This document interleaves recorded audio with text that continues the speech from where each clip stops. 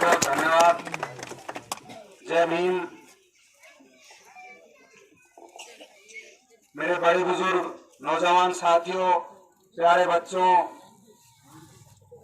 माताएं, बहनों और मेरा सम्मानित मंच, आप सभी ग्रामवासियों का बहुत बहुत हार्दिक स्वागत और बहुत बहुत धन्यवाद। आप लोगों ने मेरा जोरदार स्वागत किया और सम्मान किया, उसके लिए आप लोगों के बीच में मैं बताना चाहता हूं भाइयों कि चुनावी बिगुल बज चुका है और आप लोगों ने आज ये साबित कर दिया कि ये जो चुनाव है, ये चुनाव एक बुलडोजर और ट्रैक्टर की लड़ाई है। आप लोगों ने दिखा दिया यहाँ पे कि यहाँ पे बुलडोजर की नहीं, ट्रैक्टर की जरूरत है। और कृषि प्रधान देश है हमारा। हमारी विधानसभा में ज्यादातर लोग किसान फैमिली से आते हैं और जिसका ज्यादातर काम ट्रैक्टर से होता है। बुलडोजर का तिजारा में कोई काम नहीं है। जिस तरह से हार्दिक सौहार्द को ठेस पहुंचाकर कुछ लोग अपनी राजनीति चमकाना चाहते हैं, विधायक का पद हासिल करना चाहते हैं, वो बहुत ही निंदनीय है। मैं आप लोगों को बता दूं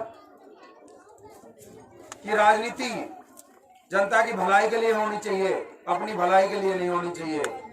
आप लोगों ने देखा कि राजनीति को किस तरह से नीचे गिराया जा रहा है, किस तरह से संविधान की धज्जियां उड़ाई जा रही हैं और किस किस तरह के हथकंडे जीतने के लिए अपनाए जा रहे हैं। आप लोगों को बता दूं कि हमारे सामने जो दोनों ही प्रत्याशी है, भाई इमरान खान जी और बाबा बालकनाथ जी, दोनों ही प्रत्याशियों को हम वोट देते हैं तो वो जीतते हैं तब भी गड्ढे में और हारते हैं तब भी गड्ढे में। अगर वो जीत गए तो भी वो आप लोगों को अगले चुनाव में 5 साल बाद ही देखने को मिलेंगे, उससे पहले देखने को नहीं मिलेंगे। भाई इमरान खान तो आपको मालूम है कि अपने बिजनेस से ही फुर्सत नहीं है, अभी उनको विधायक का पद चाहिए, इसलिए आप लोगों को दिखावे का ढोंग कर रहा है आप लोगों के बीच में। वो आप लोगों को समझ में आ जाएगा बाद में। दूसरी बात, बाबा बालकनाथ के बारे में ज्यादा बताने की जरूरत है नहीं। 4.5 साल से MP है। मुझे नहीं लगता कि तिजारा में 4.5 बार भी आए होंगे 4.5 साल में। और आए तो बुलडोजर लेकर आ गए, भय फैलाने आ गए यहाँ तिजारा में, जिसकी कहीं भी कोई जरूरत नहीं है।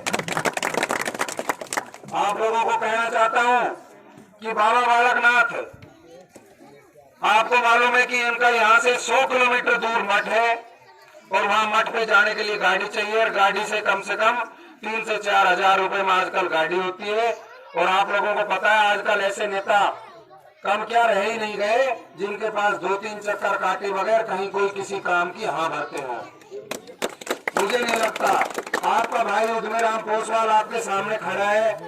कहीं ना कहीं मैं आप लोगों को बताना चाहता हूँ कि मेरे बारे में आप लोगों ने शायद मुझसे रूबरू पहली बार हुए होंगे, पर कहीं ना कहीं मेरा नाम जरूर सुना होगा। और आप लोगों ने सुना होगा कि मैं लोगों से नाम बाद में पूछता हूं, पहले उनका काम करता हूं।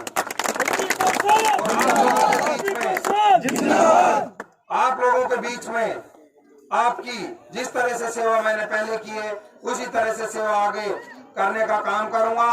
और ये विश्वास दिलाना चाहता हूं आपको कि मैं आप लोगों के बीच में, आप लोगों के साथ और आप लोगों का हमेशा विश्वास को साथ लेके काम करूंगा।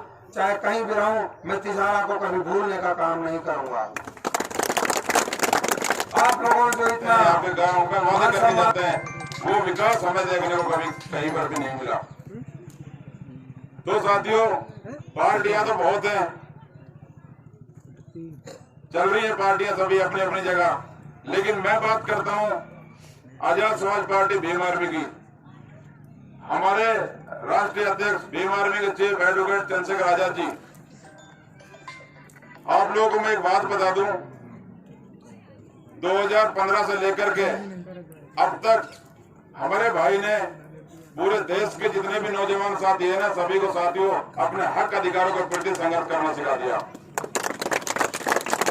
अब से पहले सब पिछले कूद थे, कोई किसी पार्टी का पिछला गोता, कोई किसी पार्टी का पिछला गोता। लेकिन जब से हमारे भाई एडवोकेट चंद्रशेखर आजाद का इस देश के अंदर आना हुआ है और बेमार्मी के रूप में काम करना हुआ है, साथियों, मैं ज्यादा तो नहीं कहता, लेकिन आज के समय में 60 से 70% देश जो है अपने हक अधिकारों को जान गया है। क्योंकि ये हमारा जो बेमार्मी आजाद समाज पार्टी संगठन है, ये एक संवैधानिक संगठन है, संवैधानिक रूप में काम करता है। आपने देखा होगा, लोग आते हैं, बात करके निकल जाते हैं, लेकिन धरातल पे काम कोई नहीं करता। लेकिन मैं आप लोगों के लिए आज बता देता हूँ, देश के अंदर जहां भी किसी भी प्रकार का कोई भी किसी भी बहन बेटी पर कोई अत्याचार होता है, या कहीं भी किसी गरीब के साथ कोई अत्याचार होता है, किसी मजलूम के साथ कोई अत्याचार होता है, तो साथियों कोई खड़ा हुआ नहीं मिलता है। आपको मिलेगा तो सिर्फ एक बीमार आजाद समाज पार्टी मिलती है। क्योंकि आप लोगों ने देखा होगा, सीए, एनआरसी, एनपीआर जब हुआ था, आप लोगों सबको पता है, ऐसे सुनने में सबके आता था और एक माहौल बना रहता था कि यार मुसलमानों को देश से बाहर निकाला जाएगा। लेकिन उस समय कोई भी कांग्रेस का नेता, बीजेपी का तो खेल रचा हुआ था, कोई भी कांग्रेस का लीडर या कोई भी बसपा का लीडर आपके हक अधिकारों के लिए नहीं खड़ा हुआ। अगर खड़ा हुआ तो भाई चंद्रशेखर आजाद खड़ा हुआ था। दिल्ली की जामा मस्जिद से हमारे भाई एडवोकेट चंद्रशेखर आजाद ने मुसलमान भाइयों से कहा था कि जहां आपका खून बहेगा ये भाई आपका वहां पे, जहां पसीना बहेगा वहां ये खून बहेगा। तो साथियों, आपको नेता वो चुनना है जो आपके काम करा सके। वादे तो बहुत करते हैं, जवान से वादे करना कोई बहुत आसान चीज है, लेकिन उनको वादा जो वादों को पूरा कर सकता है वो छवि हमें सिर्फ और सिर्फ हमारे बड़े भाई उद्यमी पासवान के अंदर दिखाई देती है। हमने भाई उद्यमी पासवान के अंदर भाई चंद्रशेखर आजाद को देखा है कि जैसे भाई चंद्रशेखर आजाद अपनी जबान पर अटल रहता है, वैसे ही हमारे भाई भी जबान पर अटल रहने वाले हैं। आपको कभी भी भाई उद्यमी पासवान के घर से, दफ्तर से, कहीं से भी आपको मैं बताता हूं, आपको कभी निराशा नहीं मिलेगी। आप खुश होकर जाओगे, अपने काम करा के जाओगे।